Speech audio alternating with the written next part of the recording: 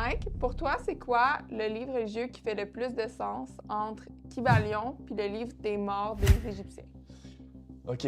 Kybalion représente pas mal ce que je dis, règle générale, fait que c'est pas mal toutes les lois universelles.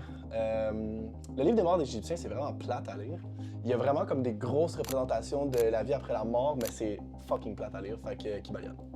Puis entre Kybalion puis Bhagavad Gita. Le Bhagavad Gita. Bhagavad Gita, c'est un bon livre sur comment qu'on devrait vivre notre vie. Genre, le Bhagavad Gita, c'est vraiment plus complet que le Kybalion, mais il y a trop de choses dans le Bhagavad Gita pour moi qui fait pas de sens. Trop de mythologie, fait que je vais rester avec le Kybalion. Entre Kybalion puis Tao Te Ching. OK, Tao Te Ching plus le taoïsme. C'est vraiment simple comme livre, super facile à lire, beaucoup de philosophies de vie qui sont vraiment intéressantes. Mais le Kybalion, c'est un peu plus profond, fait que je vais rester avec le Kybalion. Entre le Kybalion et la Bible. Je vais pas jeter des roches là-dessus. Prenez-le pas personnel. La Bible, c'est un bon livre de la moitié. Fait que le Nouveau Testament, je l'ai vraiment aimé. J'ai vraiment aimé les leçons spirituelles de Jésus. Mais avant le Nouveau Testament, je trouve que c'est juste un génocide. Il y a trop de structures, il y a trop de lois. Il y a beaucoup une belle relation de comment développer sa relation avec Dieu, mais pas assez de leçons d'introspection. Fait que j'ai décroché à travers de ça. Fait que Kybalion, pour moi, va l'emporter. Entre le Kybalion puis le Coran. OK. Le Coran, je trouve que c'est le livre le plus complet de tous les livres, de toutes les religions d'Abraham.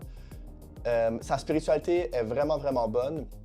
Mais moi, ce que j'ai décroché, c'est qu'il y a trop de soumission, puis ça me parle moins. C'est un avis personnel, fait que je vais rester avec le Kybalion. Entre le Kybalion puis Petite Sophia. La Fille de Sophia, OK. La Fille de Sophia, c'est un livre gnostique. Vraiment intéressant sur un peu la gnose, tu sais, comment intégrer Dieu, l'être divin en nous. Il manque d'informations parce qu'il faudrait que ça soit plus comme les Nag Hammadi. J'aurais noté les Nag Hammadi, mais non, vu que c'est juste cela, je vais rester avec le Kybalion. Entre le Kybalion puis Zohar.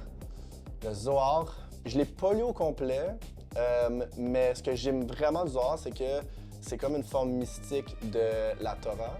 Fait que c'est comme le symbolisme de comprendre, dans le fond, Yahweh. Fait qu'il y a du monde dans la Kabbale qui utilise le Zohar, justement.